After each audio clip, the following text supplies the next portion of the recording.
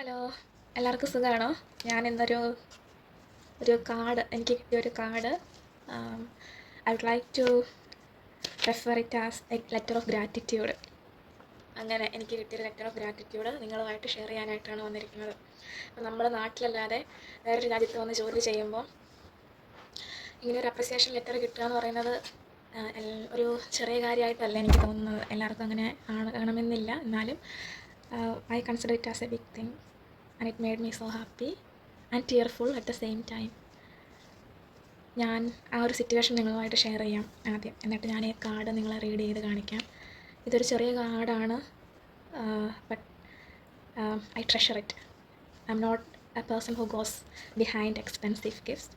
പക്ഷേ ഇങ്ങനത്തെ ചെറിയ ചെറിയ കാര്യങ്ങളൊക്കെ ഇറ്റ് മേക്സ് മീ ഹാപ്പി. അപ്പോൾ ഞാൻ ആ സിറ്റുവേഷൻ പറയാം. ഞാൻ ഒരു നേഴ്സാണ്. എനിക്ക് 2-3 മാസമായി. ഞാൻ എക്സാക്റ്റ് ഡേറ്റ് ഒന്നും ഓർമ്മ ഇല്ല എനിക്ക്. പക്ഷെ ഞാനിങ്ങനെ ഇടയ്ക്കിടയ്ക്ക് ലെറ്റർ ഇങ്ങനെ എടുത്ത് നോക്കും. ഓക്കെ, അപ്പോൾ ഞാൻ നൈറ്റ് ഷിഫ്റ്റ് ആയിരുന്നു. എനിക്കൊരു 3-4 ദിവസത്തെ നൈറ്റ് ഡ്യൂട്ടി ആയിരുന്നു. ഒരു ദിവസം നമുക്കൊരു 8-9 പേഷ്യൻറ്റിനെ കിട്ടും. അപ്പം അങ്ങനെ 8-9 പേഷ്യൻറ്റിനെ കിട്ടിയ കൂട്ടത്തിൽ അയാളെ ഡോക്ടർ എൻഡ് ഓഫ് ലൈഫായിട്ട് ഡിക്ലെയർ ചെയ്ത പേഷ്യൻ്റാണ്. അതായത് അയാൾക്കിനി ഏതാനും ദിവസങ്ങൾ, മണിക്കൂറുകൾ, ആഴ്ചകൾ അഥവാ മാസങ്ങൾ കാണുമായിരിക്കാം. ജീവൻ നമ്മുടെ കയ്യിലല്ലല്ലോ. അപ്പോൾ നമുക്ക് എക്സാക്റ്റ് ഈ സമയത്ത് അയാൾ മരിക്കുമെന്ന് നമുക്ക് പറയാൻ പറ്റില്ല. അത് ഈ ഒരു സമയമെന്ന് പറയുന്നത് ആ ഒരു കുടുംബത്തിന് ഇമോഷണലി ചാലഞ്ചിങ് ആയിട്ടുള്ളൊരു ടൈമാണ്. Not only for the family but also for the nurses, doctors and the team who look after him. It's a difficult time for them. എനിക്കും അതൊരു ഡിഫിക്കൽട്ട് ടൈം ആയിരുന്നു. പക്ഷേ നമുക്ക് ആ ഒരു ചാലഞ്ചിങ് സിറ്റുവേഷൻ, നമ്മൾക്കത് ഭയങ്കര ഡിഫിക്കൽട്ടാണെന്ന് നമ്മൾ കാണിക്കാൻ പാടില്ലല്ലോ. We are nurses, we are suppose to face the situation.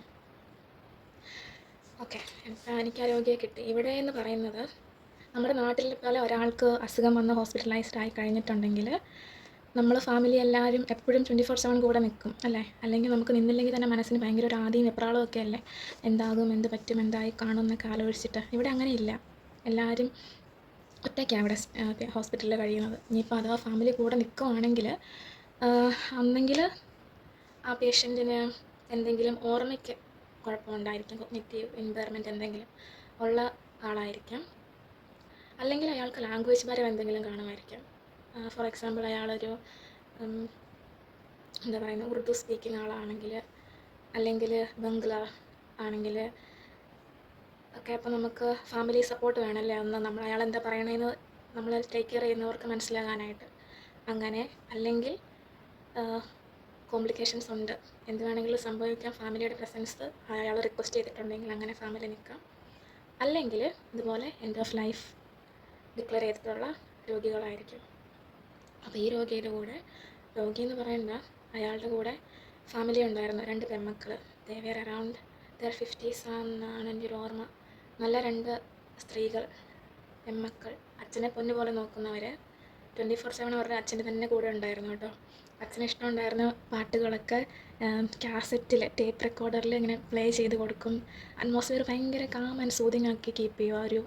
നമ്മളിങ്ങനെയുള്ളവർക്കൊരു room allot ചെയ്യും, ആ ഒരു മുറി.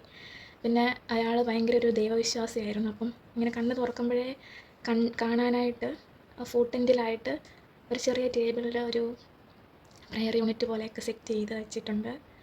എപ്പോഴും കൂടെ ഉണ്ടായിരുന്നു. ഇങ്ങനെ അവർ ഉറങ്ങാറില്ല. നമ്മൾ നൈറ്റ് ഷിഫ്റ്റ് ചെയ്യുന്നത് പോലെയാണ് അവർ കൂടെ ഇരിക്കുന്നത്. അവർ നൈറ്റിൽ വരും, പിന്നെ വേറെ ഒരു ഫാമിലി മെമ്പർ ഡേയിൽ സ്റ്റേ ചെയ്യും. ഇവർ 2 പെൺമക്കൾ രാത്രിയിൽ സ്റ്റേ ചെയ്യും. അപ്പോൾ എനിക്ക് നൈറ്റ് ആയിരുന്നുകൊണ്ട് എനിക്ക് പെൺമക്കളെ മാത്രമേ പരിചയമുള്ളൂ. പക്ഷെ മറ്റവരെക്കുറിച്ച് പറഞ്ഞ് കേട്ടിട്ടുണ്ട്.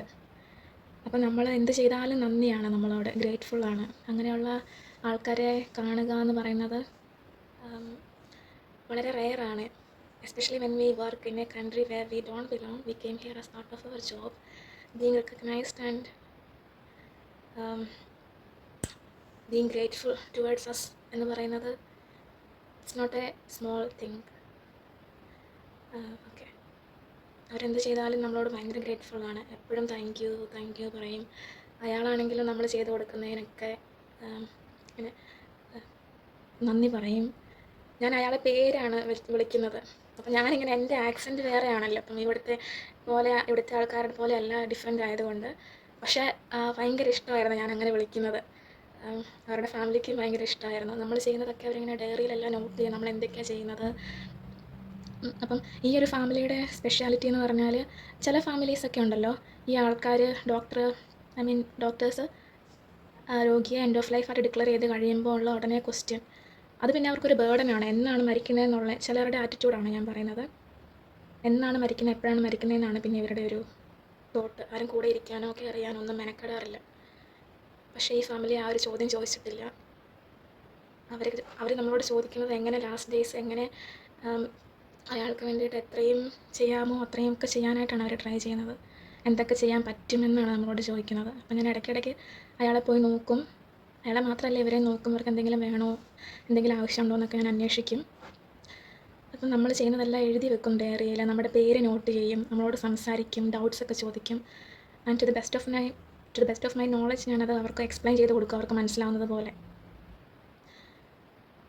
അപ്പം ലാസ്റ്റ് ഡേ ആയപ്പോൾ ഞാൻ ലാസ്റ്റ് ഡേ ആണോ സെക്കൻഡ് ഡേ ആണോ ഞാൻ പറഞ്ഞു, ഞാൻ ഈ ഒരു ദിവസം കൂടെ ഉള്ളൂ, അത് കഴിഞ്ഞ് പിന്നെ എനിക്കൊരു 4 days ഓഫാണ്. അപ്പോൾ എനിക്കറിയില്ല ഇനി നിങ്ങളെ കാണുമോ എന്ന്. പക്ഷേ എനിക്ക് നിങ്ങളുടെ അച്ഛനെയും നോക്കാൻ പറ്റിയതിൽ ഞാൻ ഒത്തിരി ഹാപ്പിയാണ്. But also at the same time I'm സാഡും കൂടെയാണ്. ഇങ്ങനെ ഒരു സിറ്റുവേഷനിലാണല്ലോ നോക്കേണ്ടി വന്നത് എന്നോർത്തിട്ട്. പക്ഷേ നിങ്ങളൊരു നല്ല ഫാമിലി ആയിരുന്നു, നല്ല മക്കളാണ്. ഇങ്ങനെ അച്ഛന് വേണ്ടിയിട്ട് ഉറക്കമില്ലാതെ കൂടെ ഇരിക്കുന്നതും നോക്കുന്നതും ഒന്നും ചെറിയ കാര്യമല്ല. നിങ്ങളുടെ അച്ഛൻ നിങ്ങളെ അതുപോലെ നോക്കിയിട്ടുണ്ടാവാം, അല്ലെങ്കിൽ നിങ്ങളെപ്പോലെ 2 പെൺമക്കളെ കിട്ടിയതിൽ ആ അച്ഛൻ ഭാഗ്യവാനാണ്. നമ്മുടെ ലാസ്റ്റ് സമയത്ത് ഇഷ്ടമുള്ളവരോടൊപ്പം നമുക്ക് ഇഷ്ടമുള്ളവർ കൂടെ ഉണ്ടാവുക എന്നുള്ളതാണ് ഏറ്റവും ഇമ്പോർട്ടൻറ്റ്. നിങ്ങൾ ചെയ്യുന്നതൊരു വലിയ കാര്യമാണ് എന്ന് ഞാൻ അവരോട് പറഞ്ഞു. നമുക്ക് സംസാരിക്കാൻ സമയം കിട്ടും നൈറ്റ് ആയതുകൊണ്ട്. ഡേ ഭയങ്കര ബിസി ആയിരിക്കും, നൈറ്റും ബിസിയാണ്. പക്ഷേ നമുക്ക് ഇങ്ങനെ സംസാരിക്കാനുള്ള സമയമൊക്കെ കിട്ടും. ലാസ്റ്റ് ഡേ നൈറ്റ് ഷിഫ്റ്റിൽ നമുക്ക് 7:30 ആകുമ്പോൾ നമ്മുടെ ഡ്യൂട്ടി തീരും. 7 മണി ആയപ്പോഴത്തേക്കും ഞാനപ്പോൾ എനിക്ക് സൈഡ് റൂമിലും കൂടെ ഒരു പേഷ്യൻ്റ് ഉണ്ടായിരുന്നു. അയാളെ നോക്കാൻ വേണ്ടി ഉള്ളിലേക്ക് ഗ്ലൗസൊക്കെ ഇട്ട് കയറുന്നതിന് മുമ്പേ ഇവരിങ്ങനെ ഓടി എൻ്റെ അടുത്ത് വന്നിട്ട് പറഞ്ഞു, ഒരു മിനിറ്റ് എന്ന് ഇങ്ങനെ കൈ കൊണ്ട് കാണിച്ച്, വെയിറ്റ് ചെയ്യാമോ 1 മിനിറ്റ് എന്ന്. എന്നിട്ട് അവർ രണ്ടാളും കൂടി ഇങ്ങനെ എൻ്റെ പേര് എഴുതിയൊരു കാർഡുമായിട്ട് വന്നിട്ട് എൻ്റെ കയ്യിൽ ഗ്ലൗസ് ആണല്ലോ, അപ്പോൾ അവർക്ക് എൻ്റെ പോക്കറ്റിൽ, എൻ്റെ യൂണിഫോമിൻ്റെ ടോപ്പിൻ്റെ പോക്കറ്റിൽ ഇട്ടിട്ട് പറഞ്ഞു, ഒത്തിരി നന്ദിയുണ്ട് എന്ന് മാത്രം പറഞ്ഞു. അപ്പം തരുമ്പോൾ അവളുടെ കണ്ണ് നിറഞ്ഞിട്ടുണ്ടായിരുന്നു. She was tearful. എന്താണെന്ന് അറിയാത്തത് കൊണ്ട് എനിക്കപ്പോൾ ഒന്നും തോന്നിയില്ല. അപ്പം ഞാൻ പറഞ്ഞു താങ്ക് യു എന്ന് പറഞ്ഞിട്ട് ഞാൻ അകത്ത് സൈഡ് റൂമിലെ പേഷ്യൻ്റെ അടുത്ത് പോയി. അയാളെ കെയർ ചെയ്തിട്ട് തിരിച്ച് വന്ന് ഹാൻഡ് വാഷ് എല്ലാം ചെയ്ത് കഴിഞ്ഞിട്ട് ഞാൻ ഈ ഒരു കാർഡ് തുറന്നു വായിച്ച് നോക്കി. ആൻഡ് എനിക്കൊന്നും പറയാൻ കിട്ടുന്നില്ല. I was tearful and I was emotional. ഞാൻ പോയി അവരെ ഹഗ് ചെയ്തിട്ട് ഒത്തിരി താങ്ക് യു പറഞ്ഞു. എന്നിട്ട് പറഞ്ഞു, നിങ്ങൾക്കിങ്ങനെ ചെയ്യേണ്ട ആവശ്യമില്ല, പക്ഷേ നിങ്ങളുടെ മനസ്സ് വളരെ വലുതാണ്. നമ്മൾ ഞാൻ ചെയ്തതിൽ നിങ്ങൾ ഹാപ്പിയാണ്, നിങ്ങൾ നല്ല ആളുകളാണ് എന്ന് ഞാൻ പറഞ്ഞു. ഞാൻ അവരെ ഹഗ് ചെയ്തു. ഞാനിത് ട്രഷർ ചെയ്യുക കേട്ടോ, ഈ ഒരു കാർഡ്. എപ്പോഴും നമുക്ക് കിട്ടുന്ന കാര്യമല്ലല്ലോ. 1-2 തവണ എനിക്കിങ്ങനെ, 1-2 ഒരു 5-6 പ്രാവശ്യം കിട്ടിയിട്ടുണ്ട്. പക്ഷേ ഇങ്ങനത്തെ എനിക്ക് ആളുകൾ ഇങ്ങനെ മനസ്സിൽ നിന്ന് വരുന്നത് എഴുതത്തില്ലേ, അവരുടെ സ്വന്തം ഹാൻഡ് റൈറ്റിങ്ങിൽ ഇങ്ങനെ എഴുതി, ചെറുതാണെങ്കിലും ഒരു കാർഡിൽ എനിക്ക് ഐ വാസ് ഡീപ്ലി മൂവ്ഡ് ഇത് വായിച്ചപ്പോൾ. ഓക്കെ, അപ്പോൾ ഞാൻ കാണിക്കാം നിങ്ങളെ. ഇതൊരു ടൈനി ഹാർട്ടൊക്കെ ഉണ്ട് ഇതിൽ, ക്യൂട്ട്. അവർ ഇത് സ്റ്റാർട്ട് ചെയ്യുന്നത് നിങ്ങൾക്ക് കാണാം അല്ലേ, dear Athira, it's my name. ഇവിടെ നമ്മുടെ പേര് ഓർത്തിരിക്കുക, കൃത്യമായിട്ട് സ്പെല്ലിങ് ഒക്കെ ഓർത്തിരുന്ന് എഴുതുക എന്ന് പറയുന്നത് ചെറിയ കാര്യമല്ല കേട്ടോ. ഞാനിത് നിങ്ങളുമായിട്ട് ഷെയർ ചെയ്യാം, ഞാനിത് വായിച്ച് കേൾപ്പിക്കാം. ഇത് വായിച്ചപ്പോൾ നിങ്ങൾക്ക് ചിലപ്പോൾ ഇത് വായിക്കുമ്പോൾ മേ ബി നേഴ്സസ് ആയിട്ടുള്ള ആരെങ്കിലും ഇത് കാണുന്നുണ്ടെങ്കിൽ അവർക്ക് റിലേറ്റ് ചെയ്യാൻ പറ്റുമായിരിക്കും അല്ലേ. ഞാൻ വാങ്ങിക്കാം. Dear Athira, words cannot begin to thank you for all you have done for our dad and family. You have treated him with dignity, respect, made him feel safe. His eyes lit up when he saw you. You are a very special, caring person. Nursing is not just a job to you, it's a passion. You and your family must be very proud of you. You have left an imprint on our hearts. You didn't just care for Dad, making his last days count. You looked after us as well, always being honest and kind. We wish you nothing but love and happiness, always in our hearts. Love. എന്നിട്ട് അവരുടെ പേരും ഇന്നയാളുടെ മക്കൾ എന്ന് എഴുതിയിട്ട് കുറേ ലവും. ഇത് വായിച്ചപ്പോൾ ഞാൻ ഭയങ്കര എൻ്റെ കണ്ണ് നിറഞ്ഞു പോയി. ഭയങ്കര ഷേക്കിംഗ് ആയിപ്പോയി. കാരണം ഇതെൻ്റെ ഒരു ഇങ്ങനത്തെ ഒരു എക്സ്പീരിയൻസ് എനിക്ക് അധികം കിട്ടാത്തത് കൊണ്ട് ഞാൻ ചെയ്തത് നല്ലതായി, ഞാൻ ചെയ്തത് ഞാൻ മൈ ബെസ്റ്റ് എന്ന് എനിക്ക് തോന്നി ഇത് കിട്ടിയപ്പം. കിട്ടിയില്ലെങ്കിലും എനിക്കറിയാം നമ്മൾ നേഴ്സുമാരങ്ങനെ വെറുതെ കൈകെട്ടി നോക്കിയിരിക്കത്തില്ലല്ലോ അല്ലേ. Will do our maximum. എനിക്കിത് കിട്ടിക്കഴിഞ്ഞപ്പോൾ എനിക്ക് ഭയങ്കര ഷേക്കിംഗ് ആയിരുന്നു. ഞാൻ അവരെ പോയി ഹഗ് ചെയ്തു, ഒത്തിരി താങ്ക്സ് പറഞ്ഞു.